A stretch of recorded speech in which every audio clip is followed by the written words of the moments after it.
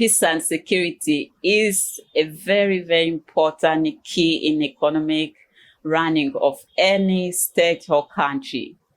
Much as Uganda is enjoying that peace and security, a bit of it actually, but can we say that our brothers and sisters in Congo are enjoying the same security and peace? No, we cannot say that as of now because of the existing conflict in Rwanda and in DRC Congo and Rwanda border, which has created insecurity in the East African borders of Rwanda, Congo, Uganda, Kenya. Yeah, one would wonder, how does Kenya come in? Because, Kenya is in the fire of the other side, but DRC Congo is part of the East African community. So yes, Kenya is involved, and the likes of Tanzania, they are all involved. So welcome.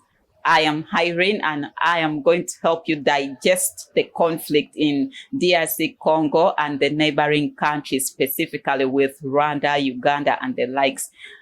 For startup, the question is, everyone is asking, every Ugandan right now is asking, how did we get involved in the DRC-Rwanda conflict that is ongoing?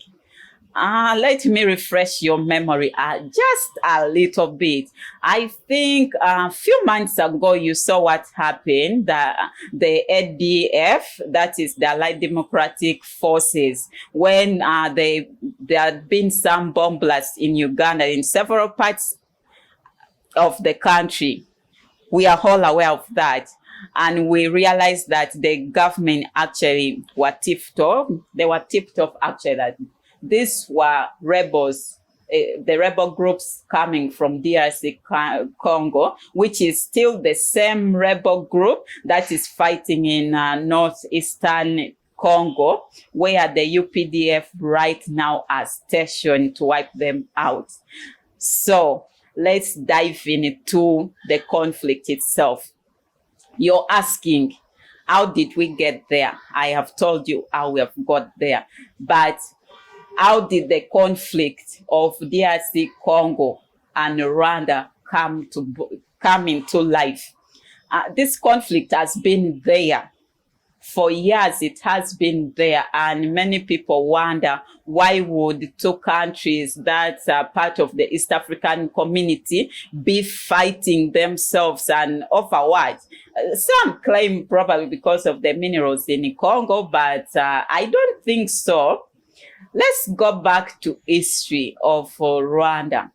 In 1994, there was a civil war in Rwanda, the Rwandan Civil War of 1994, which led to a genocide, which the world until now is still trying to digest and understand how human beings that live together can actually discriminate themselves to a level of murdering their own brothers and sisters. I am talking about the conflict, the ethnic conflict of the Tutsi and the Hutus in 1994, where the Hutu majority murdered the Tutsi minority, and that all result led to refugees influx in the neighboring countries. Now, that is the point of the originality of the conflict in Congo. What happened? The Tutsi that were trying to flee from the war crossed over to DRC Congo and settled there. Then also a minority group of the Hutus that probably they were not pro-war also crossed over. Now that's where the issue comes from. The Tutsi, of course, probably because of the deaths of their relatives and trying to challenge what history has placed on them, created groups. Now it is that group that led to like the emergency of the M23 rebels that we are talking about now. So some of you would actually wonder, these people, if they are Rwandese, what are they doing in Congo? I think it happens in every state. You cannot control it, that refugees are actually allowed to be in any country. So right now, what Congo is suffering from conflicts that trace back to Rwanda. That's why right now the talk is the Congo Rwanda border conflicts.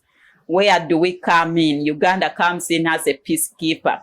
Late 2021, President Museveni sent there is UPDF soldiers in the bush. Yes, they have given them credit for wiping out a little bit of the soldiers, but that still has not brought what they call peace and security in the country of Democratic Republic of Congo.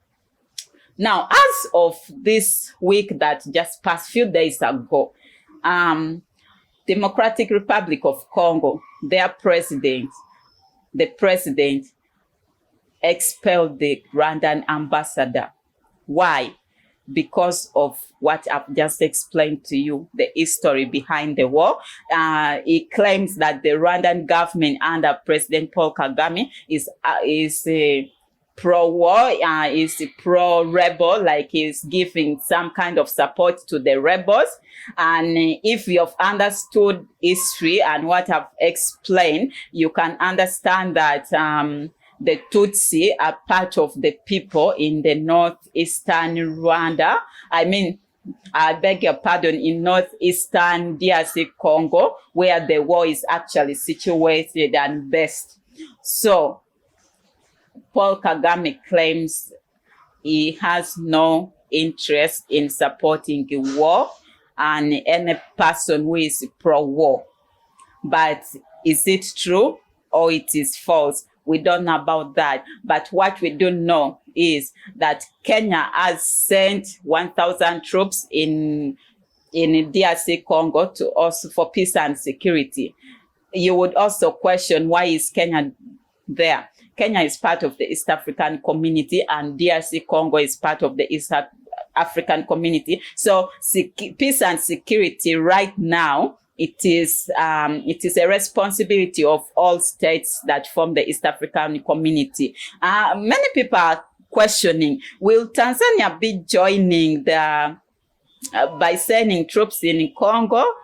I may not answer that, but there's a possibility because Tanzania is like a lead member state of the East African community, and we do expect a positive feedback from Tanzania concerning the East African forces that we are yet to see joining the team, the troops in DRC Congo. Another thing you must know, where there is war and conflict, it is the women and children that suffer. Now, that's where UN mission comes in.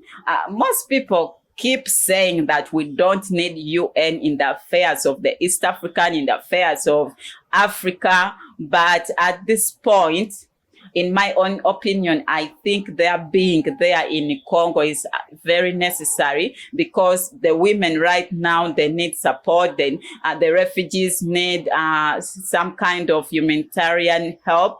The children that are displaced, they need to find like a home or a border country to run to. And within that confusion, that's where the UN mission comes in. Now, let's come to the solution part of it. I don't think, in my own opinion, I'm not speaking for everyone, but in my own opinion, I don't think having the military from all the member states probably will yield to maybe having a peace and security, because we have seen that done before. It just worked a little bit, but it didn't bring permanent peace and security in the country. So probably, since we have the East African community and Congo is part of the East African community, Rwanda is part of the East African community, at this point in time, what we need is peace talks. We need this head of states to sit as one and agree on solution that will solve problems. We need them to hold peace talks with this M7. If it is ethnicity or probably whatever leadership, what is causing the conflict, I do believe it can be solved, and it will be, because I'm positive and you are also positive. As a citizen of Uganda, you ought to be interested in such conversations. So just click on the campus on YouTube and like, subscribe, and also do comment. We do want to hear what you think about this, because we bring you this because you deserve to know, you deserve to be part of it, you deserve to be part of whatever takes place within your territory and within the border territories of the region. So for me, Irene, I leave it up to you. This has been a lovely update from the inside and from me. Bye-bye.